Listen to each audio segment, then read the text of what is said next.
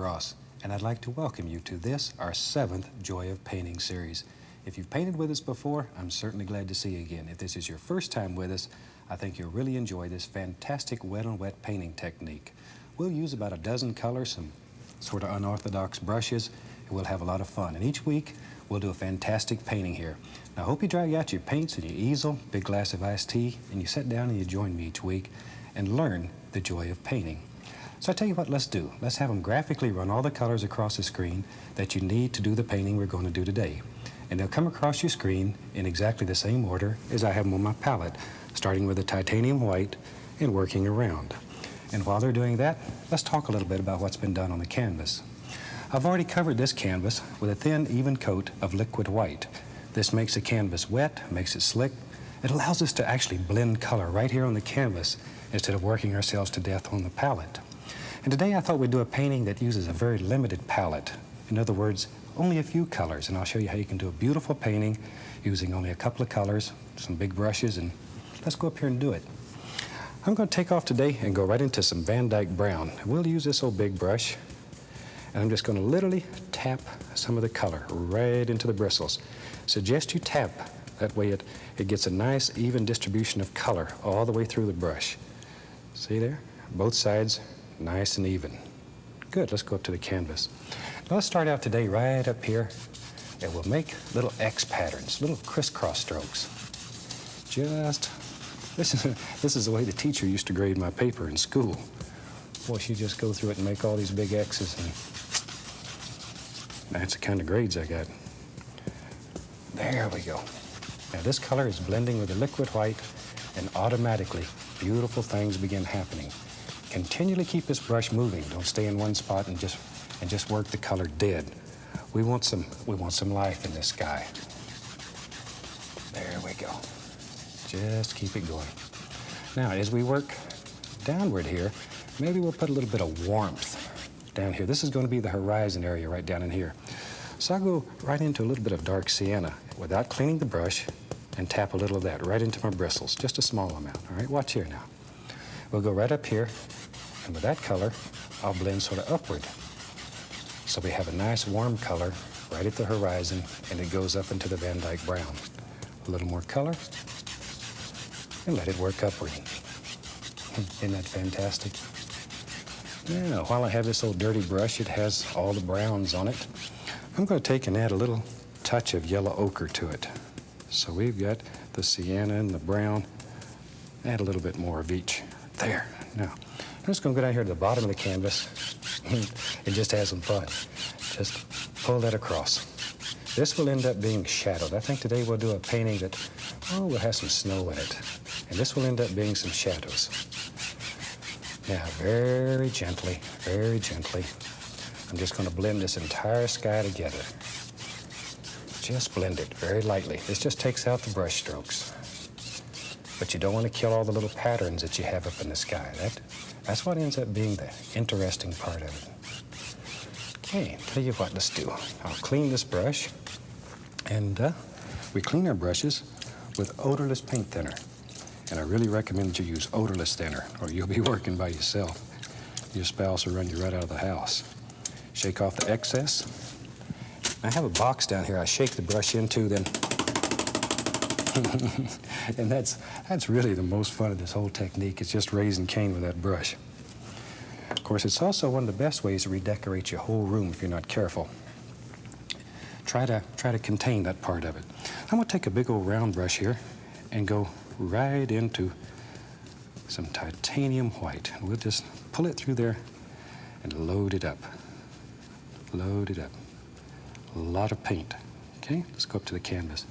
Maybe there's a big happy cloud that lives in this painting, and he lives right there. See, just work that brush. Let this old cloud just float around the sky. Let it have fun. There we go. Don't stay in one place. Continually keep the brush moving. Continually keep it moving. There. If you stay in one place and just grind this color in, all you're going to have is, you're going to look like big cotton balls up in the sky. Now we'll take this big brush and just very gently blend the bottom of it. just blend the bottom of it. If you've painted with us before, in this series, I'm going to introduce you to some new brushes and some new equipment. I think you'll really enjoy it. There we go. Now I'll beat this brush a little, and that just takes off the excess paint. Then we're going to fluff these clouds. Look at there. Look at this. Look at here. Pulls up all those beautiful little stringy things. And don't worry if you pull up big stringy things here, because when we blend this, they'll go away and they end up being the nice, soft, fuzzy edges of your clouds. See there? Okay, now maybe you want several layers of clouds in your painting. Can do easy. Just load a little more paint, come right in here, and drop in another happy little cloud. And in your painting, you put as many clouds as you want. Just drop them in. And clouds are very free. They may be one of the freest things in nature. They just sort of float around and have fun all day. And think about that when you're painting.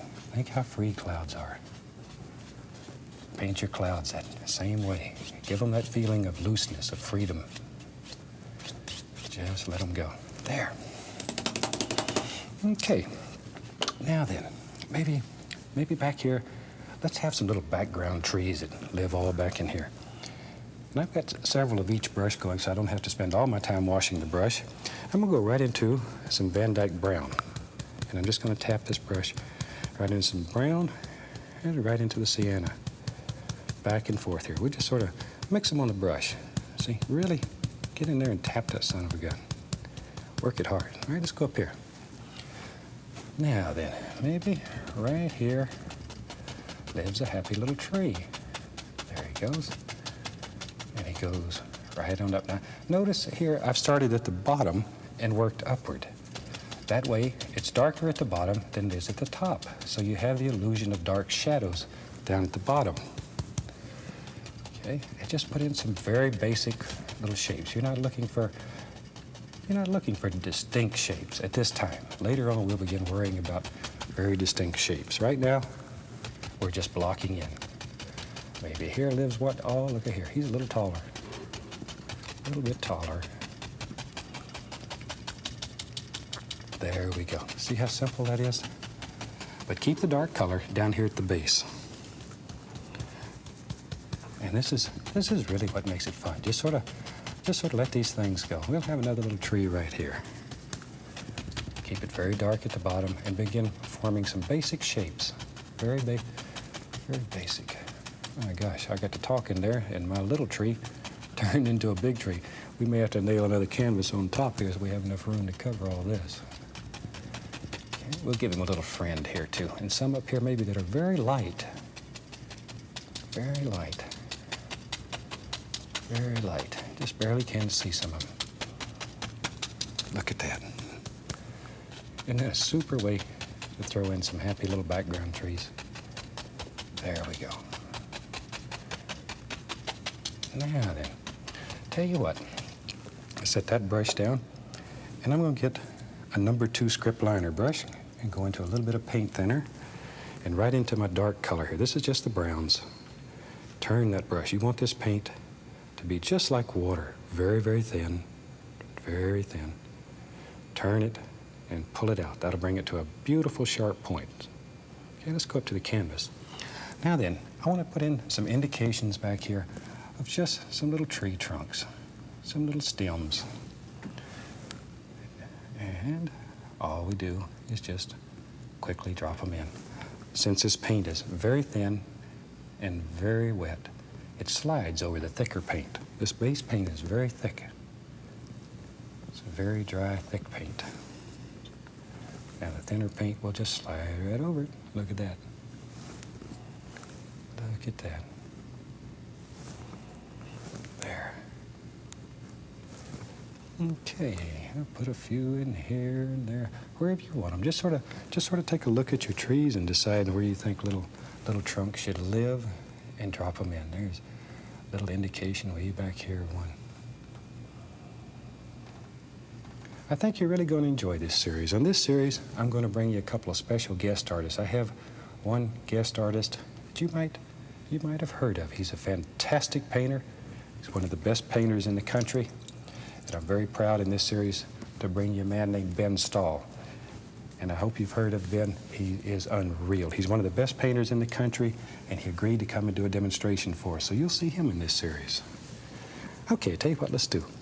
Let's build a happy little tree trunk in this big tree. And for that, I'm going to take brown on the fan brush, load both sides. There, you can see it. Both sides are very full. This is Van Dyke brown. Let's go up to the canvas. Hold the brush straight into the canvas, touch it. As you come down, add more pressure. Make it get bigger toward the bottom. Isn't that a super, super way to make a little tree trunk? It's that easy. There's nothing difficult about it. Now let's put some highlights on this. We want this tree trunk to stand out, be strong. I'm going to take a little bit of my yellow ochre, a little sienna, and we'll blend that together with a touch of white, like so. Now I'm going to take the knife and cut across and get a little roll of paint right out on the edge of the blade. See there? Okay, let's go up here. Now then, if our light's coming from the right, and if you're right-handed, that's normally the easiest. Touch, give it a little pull. Just let it sort of bounce across there, just here and there. Just let it bounce, here and there. There. Okay.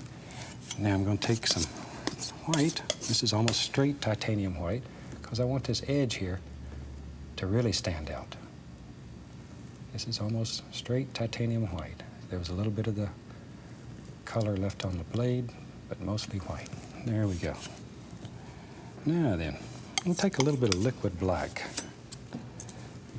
A little liquid black, and take my liner brush again, and I put a little paint thinner in it to make it even a little bit thinner. Okay, let's go up to the canvas here. And with that, we're just going to very quickly throw in a few happy little indications of some tree limbs. That's all there is to it. See? That paint's very thin, and it flows. It'll absolutely flow. There. And however many limbs you want on your tree. Maybe there's one that hangs down here and there. Whatever. And we can go right into some liquid white and go right back over and throw just a hint of some highlight here and there. Like maybe there's a little snow laying on top of some of these. There. That gives you an idea how to do that. Now let's put some highlights on these. Maybe there's a little snow that's been captured up here in the limbs. So I'm just going to take the old round brush here, put the least little touch of yellow ochre in here, and just tap in a little bit of color. Just like so. Just tap it in. Okay, let's go up here to the canvas. Now then, just barely going to touch. And just begin forming some of the basic tree shapes here that we want. Just some basic limbs. Look at there. See how easy that is? Don't overdo. This will start working so good for you. In a heartbeat, you'll cover your whole tree. And you don't want to kill all the beautiful dark color that you worked so hard to put in there. Just here and there. Just let some of these little things just fall in there. The least little touch of the yellow ochre, though. Not much. Not much. Just to kill the white. All right. Now, while I have that color on the brush here, let's begin laying in some snow right here. We can just use this brush and there. All I'm doing is laying a little color right on the canvas. We'll come back and clean that up with another brush. Might as well use it while we got it here, though. And this is where we begin determining the lay of the land. Allow a little of that color to pull right down in there. That'll end up being some nice shadow areas. And back into my browns. And let's just pop a few happy little bushes. Look at there. See, already that begins to create the lay of the land. Shows you which way the land flows. Maybe there's a big old bush that lives right there. See, it makes it look like his little thing. It goes back into the distance there. And this is what helps create the illusion of distance in your painting. All right. Now, I'm going to take a fan brush. It's a number 6 fan brush. And very lightly, I'm just going to grab these edges and begin working on the lay of the land. See how you can just pull all that color out, and it makes it look like there's a shadow right there. and you haven't hardly done a thing. Just like that. There we go. There's a little bit, pull it. And you can always take and add just a tiny bit more if you want your shadows to be a little more distinct and make all kinds of beautiful little things happen. Look at the amount of distance that we've put in here with just a few strokes. You can see all the way back in there. It's very soft and very gentle. Tell you what, now, if I was in a place like this, I'd want to build a little cabin out here. So let's have some fun today and build us a happy little cabin. And I'll start out with a Van Dyke brown, pull it out very flat, cut across, and we get our little roll of paint again. Always get that little roll of paint. Let's go up here.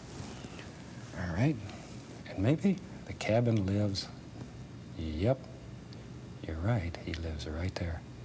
And we'll do that back eave. There it is.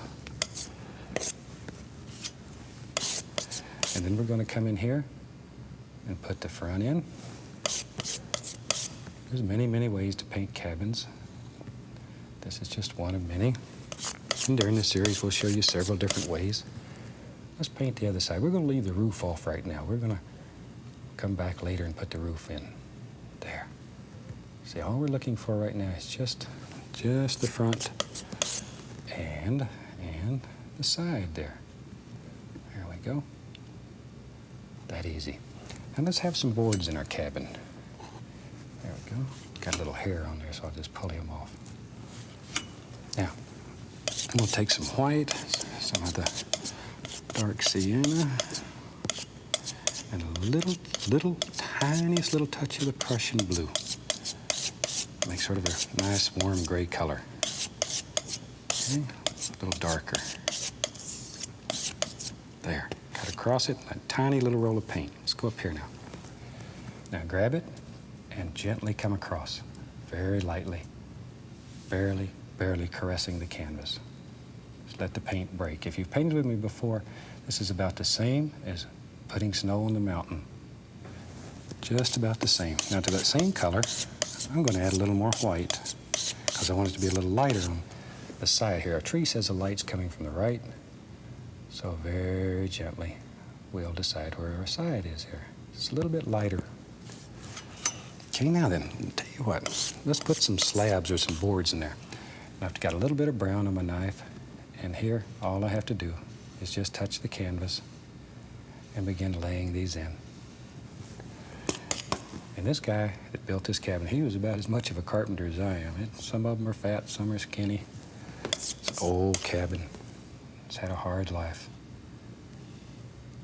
See there? But that easy. You got the side of your cabin. Now we got to put a little roof on there. The guy that's living in there now, he's at Chill City. He's getting cold. Let's go up here. Touch, pull, and bring it down. Look at that. Okay, touch, bring it down. Touch, and bring it right down.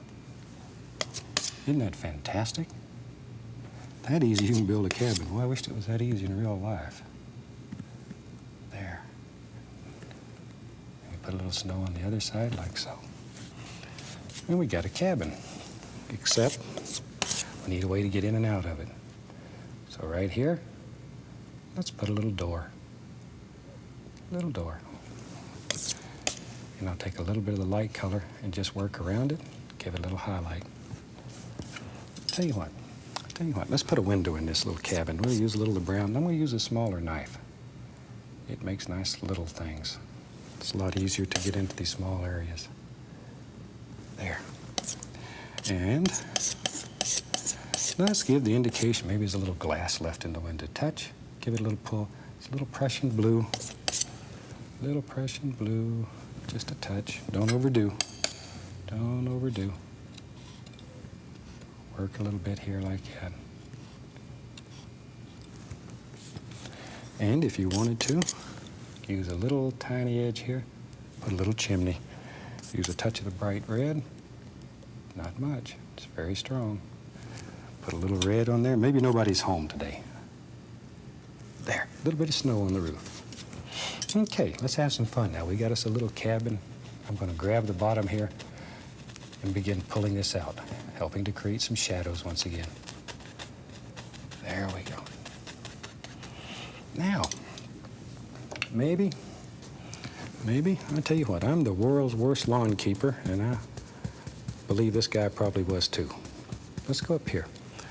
Maybe he didn't cut his lawn, and there's a huge big weed lives right here in front of his house. It comes right on down wherever we want it to go. Yes, sir, he takes care of a lawn about like I do. I get in more trouble about that. There we go. Just put some happy little weeds here and there. I'll tell you what.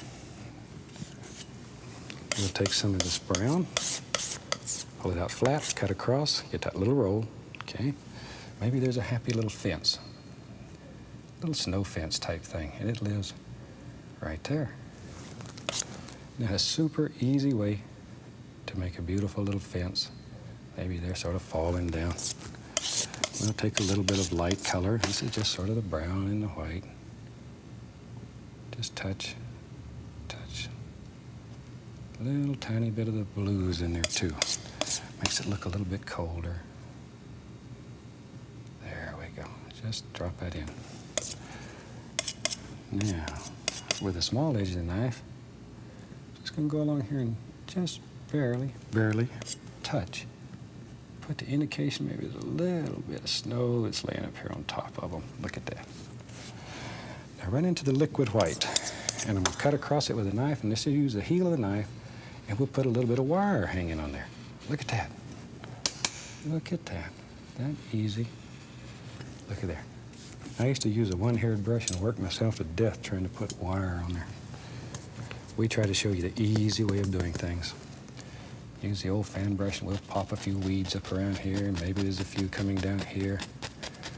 Wherever. We'll let them go. This is just a fun little painting. Then we go back with a little of the white, and I want to grab some of this brown and turn it into shadow because it's a little darker back behind there.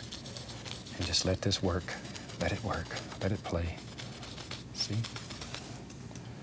Look at all the beautiful little effects. And once again, this is the way that you create the lay of the land. Look at that. There.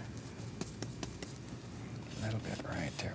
Because the sun would hit right there in my mind. It would strike right there and be a little bit brighter. And we'll put a little bit right under this here. And you can't make a mistake with this. If you put a weed in here that you don't like, you just turn it into shadows. It's that easy. There we go. Just think where a little light would hit. Let your fan brush just play right across there and sparkle and have fun. Now, let's brighten that one up right there a little. Maybe, yep, right here. It's another big old one. And each one of these represents another plane in your painting. It makes it deeper. And each plane really helps make the painting look like it has more depth. There we go. We'll drop in a happy little shadow right in here. There it is. Wherever you want them. You can pop them up. Now then, I'm going to take a little bit of paint thinner on my liner brush, go into my brown, bring it to a nice sharp point. Okay, let's go up here. Maybe there's a few happy little sticks and twigs that live around here. This is also a super easy way to make little beach scenes. If you ever want to paint the ocean with a happy little beach, this works very well. The same principles. You know what? I bet you. Let's bet this old fella had a fence out here one time, and there might be a little bit of it left. Right there. It's just about fell down, but there's still a couple of them. Oh, tell you what, right there. This one is really fell over. Hard life. And we can take a little bit of white with a touch of the yellow ochre in it, and I'll just put at least a little indication of some highlight on that. Just like so. Maybe. There. One old post still trying to hang on. One rail right there. One rail. There it is. Now then, I'm going to take the fan brush and just pop up some happy little things right around the foots here. See, now we can begin. Maybe, look at there. This is where you can go in and put in a few little finishing touches. See, each different little layer you put inside of this helps create the illusion of distance again. I know you're probably tired of hearing me say that by now, but it really is what makes paintings interesting. It's the fact that they have depth to them, that they're not just flat. You're working with a two-dimensional surface trying to make a three-dimensional painting, so you have to use illusions, light against dark, dark against light, continually. That's what makes it work. That's what makes your painting pretty. I'm going to put a few of these little weed things here that come right over the top, just like so. And you can do a few of these using a little of the liquid white too. See how they stand out against the dark? That easy. Look at there. Beautiful, beautiful, beautiful. That simple. And I think we're right on the verge of having a finished painting. I'm going to take a little of the thin oil and go right into my bright red. Now I like oil because it's very slick. You can use thinner, but oil to me works a little nicer. Turn it. Let's go up here and we'll sign this one. Let's sign it right here. And I certainly hope you've enjoyed this painting. It's been a lot of fun, and I look forward to seeing you in the very near future for the next show, and hope you become a regular viewer with us. And from all of us here, I'd like to wish you happy painting. God bless.